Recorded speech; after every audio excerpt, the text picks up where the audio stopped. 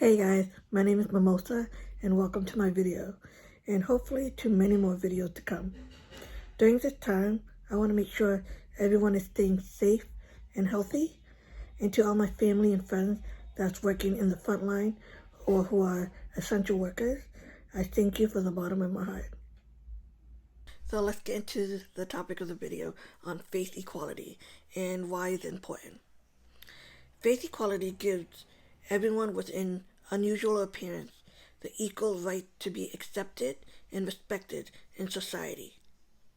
We all deserve to be equally respected and accepted. We shouldn't be defined by the way we look. Well, we should all come together and create a culture where everyone, is with or without physical abnormality that could be accepted and could be valued for the contribution they make in society. Some of these examples that I'm going to touch upon about faith equality is from my own personal experience with them. So here we go. Here are some reasons why we need faith equality. 1. Bullying. 2. Stereotypes and media biases. 3. Loneliness and isolation. 4. Confidence and self-love. 5. Education and employment. So, the first one, bullying. Growing up as a burn survivor since the age of 2, I have been faced with a lot of bullying in my life.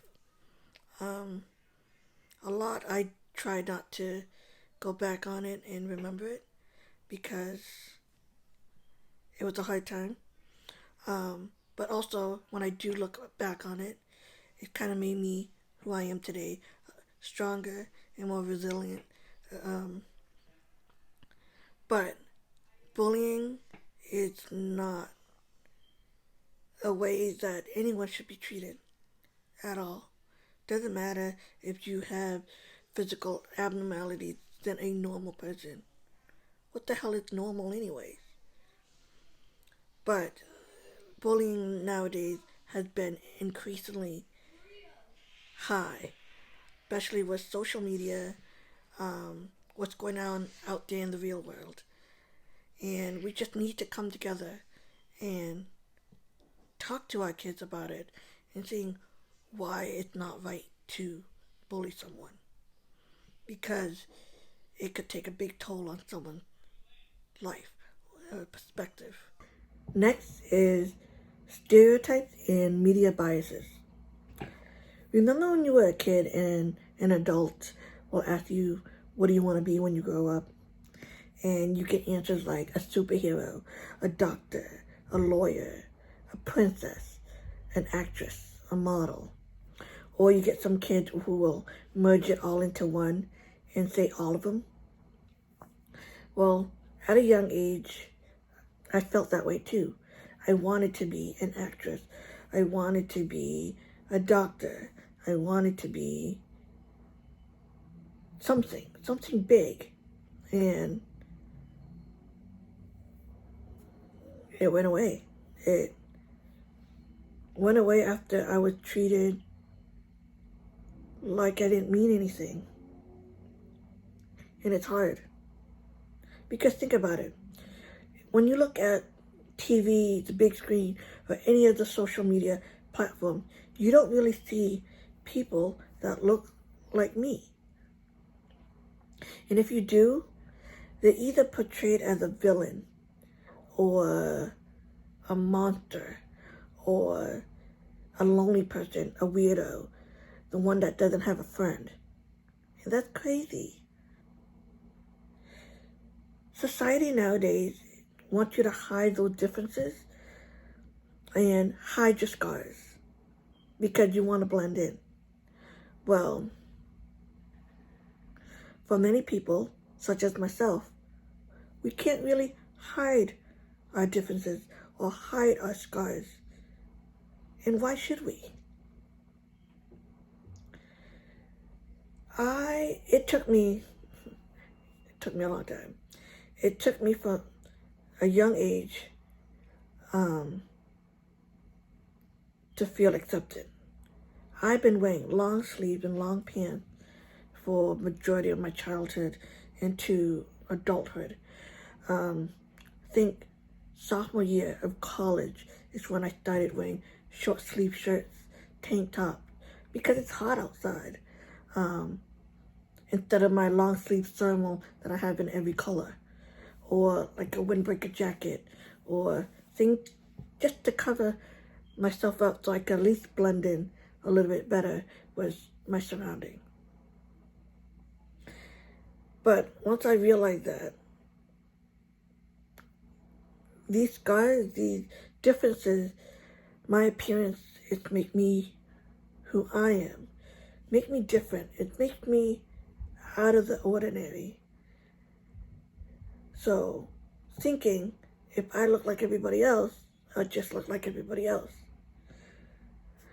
So that took a big toll on me growing up and understanding that with myself and seeing it in TV shows and movies, that how can I relate to those stories? So a lot of the time I take the image of that person and replace it with someone that somewhat maybe would look like me, you know? So hopefully in the future we're going to see more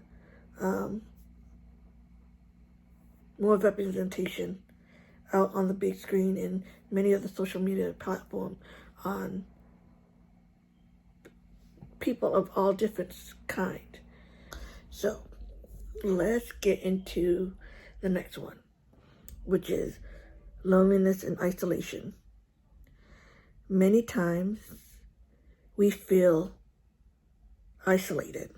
We feel like we don't belong. And when you feel that way, this pit of emptiness surrounds you. And that feeling, it's so hard to come out of. And I had those type of feelings once or twice before, and they are really hard to come out of. But surrounding yourself with the greatest support system is what's going to get people out of it. If you don't have it, reach out to someone. Look for your local resources, community centers, stuff like that, to help you out with that, because it did help me a lot with my support system, with my family, my friends, my second family, which is my burn camp family. They helped me through so many things that they never known. The biggest time in my life that I felt the most loneliest and the most isolated, it was when I was doing study abroad from semester at sea. And it was the most amazing opportunity I got. I loved it. I got to see different countries. I got to experience things that other people can't experience. But when I was on that ship going from country to country, I felt alone. Felt like I didn't belong. Some people will ridiculously, it's going to sound ridiculous when I tell you, a couple of the students on the ship wouldn't talk to me unless they were intoxicated or like tipsy. That's when they had the courage to talk to me. They said, one girl told me, I don't know how to say things to you, but when I have a couple drinks with me, I just know what to say. I'm like, oh, like, what do you say to that? What do you want me to apply it with? Okay, well, I hope you have a good night, and walk away. Like, it was crazy. There was like a lot of remarks like that, and much more ridiculous ones. There was a lot more whispering and talking about you in front of you. But I did meet a handful of great people that I met on the trip. And if you guys watch this, you guys are my saviors. You helped make this trip the best. You made me feel like I was a part of something, and I thank you. Confident and self-love. Next was confidence hard to come by, especially for yourself, because you're your worst critic. You can ask anybody. But like I said, you surround yourself with a good support system. If you don't have it, look for resources or anything, or reach out. Because a good support system is always the best to help one feel that confidence in themselves, that love, the self-love that they could show you to show yourself. I grew up as a burn survivor, as I told you before, at the age of 2. I was lucky enough that one of my nurse at the hospital, Shriners Hospital, introduced me to a camp, a burn camp for burn survivors. I was one of the youngest ones, and I just never felt more like I belonged at all. And I continue going there till this day. I'm a counselor now, and the stuff that I learned every year, stuff that I take back home with me, is amazing. It made me feel like I'm on cloud 9. The counselors there, the campers there, they're all amazing people. I love them. They're like my second family. They help me, show me that I am a confident person. As for my friends now, they know that confidence is something I have to work on. Slowly but surely. Every year, every day, I get better at it. Self-love too. It's what gets you up every morning and looking at that mirror and say, you know what? It's going to be a good day. We could do this. We're going to make memories. And I see that a lot when I look into my nephew. He's my everything. He helped me see what self-love is. And I'm so grateful for it. That's why, like, face equality, having everybody be treated and accepted equally in our community, in our world, outside our house, it's really important. Last but not least is education and employment. This category is a little bit hard. I thought I had a great education growing up until like high school, my sophomore year. One of my assistant aide, who helped me get to classes, because growing up, I have 4 to 5 surgery a year, and in between then, I need help getting to my classes. I didn't notice it because I didn't know what was normal, what was not. I was just given a class list and go to it. Well, one of my aides was like, you shouldn't be in these classes. You're too smart for that. And I'm like, what do you mean? Like, getting good grades? She's like, yeah, but it's not pushing you. And I'm like, okay, well, I'll figure that out later, right? Found out I was put in freshman, sophomore year in like a special class. I wasn't put in like a normal classes, like all my friends were in.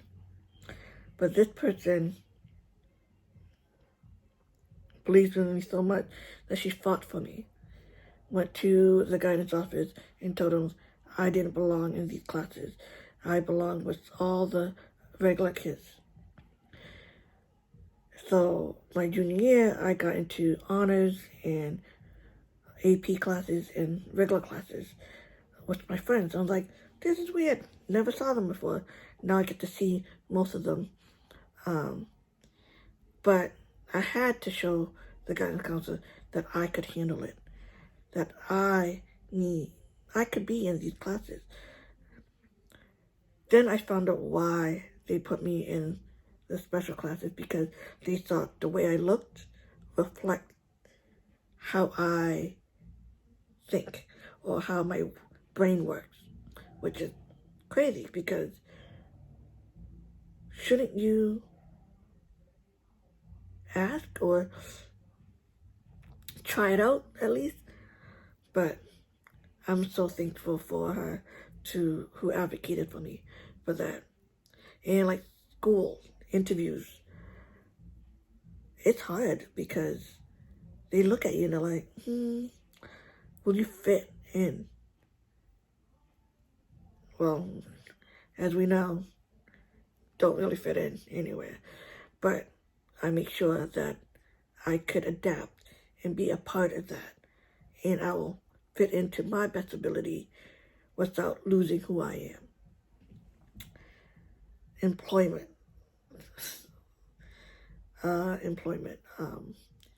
Because when you look at a resume, you see what people has accomplished. Mine could look just like a normal person, right?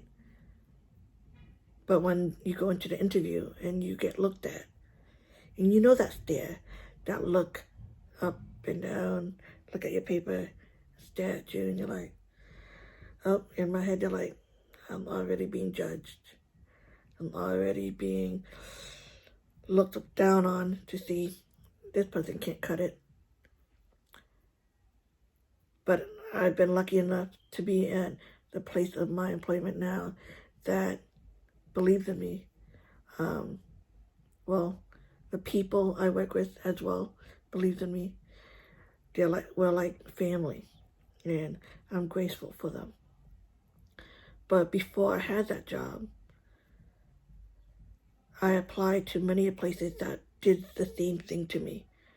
And this is what they did. I applied for the position online, sent in my resume. I got a call for a phone interview, and I passed it. Then the next step was to go for a face-to-face interview. Well, when I came to check in for that interview, gave them my resume, my name, they told me to go sit down. I noticed a person who was doing the interview came out, grabbed my sheet of paper, looked at it, looked at me, went back into the room. 10 minutes later, the lady at the desk was like, hey, sorry, the position is full. They filled it up, and we don't need to interview you. Okay, cool. Didn't really second guess it, I guess. Until a week later, I saw the position still open. I was like, oh, maybe they opened a new one. Applied it again. Got through the phone process and going to the face-to-face one.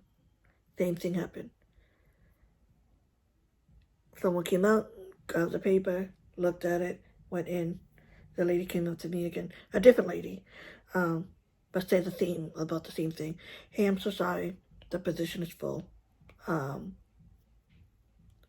You don't need an interview for it anymore. Okay, go back home. My siblings was like, that's ridiculous. You should at least have an interview. You went there, you spent all that time to go there, and they didn't let you speak for yourself, fight for this position, or prove to them that you could do this. I was done fighting during that time in my life, trying to prove to people that I could do things like anyone else can. I might need to work a little bit harder than most to do it, or like find a new creative way to do things than most, but I could get the job done. And that's what my sisters and brothers made me think. So next time I go in an interview And if I get pushed back again, I'm like, hey, I came in for it. But that shouldn't be the case. With face equality, it's going to give a platform for everybody to be treated equally. So that's why, to me and to many others, face equality is so important. Especially nowadays with all the craziness that's going on outside our four walls in our house that we're trying to keep safe from. But if we come together, we could get through it. And I hope I helped you out with something, and I hope give you an idea of how important it is to treat everybody equally and with the same respect as you want to be treated as well. So, hope you enjoyed my video. I hope you learned something. If not, just making one impact in one person's life makes the biggest deal for me. So, if you like, please share and share the love. And stay safe, be healthy. Until next time, thank you.